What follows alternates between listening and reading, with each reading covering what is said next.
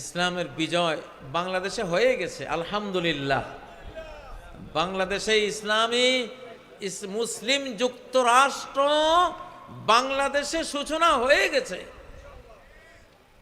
Doctor Yunus এমন একটা মানুষ আল্লাহ বাংলাদেশকে দিলেন, সারা পৃথিবীর প্রেসিডেন্টের উনি স্যার। তুরস্কের প্রেসিডেন্টের মতো এরকম সুলতানে তুর্কি, উনি ওনাকে স্যার বলে।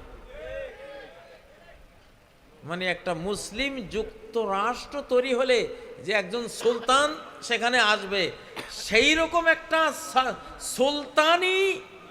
সুলতানি হাবভাব, সুলতানি একটা বিশ্বব্যাপী গ্লোবাল সেলিব্রিটি হওয়ার এই ভাবগুলি, এই দৃশ্যগুলি আমরা ডক্টর ইউনূস সাহেবের মধ্যে দেখতে পাচ্ছি কিনা?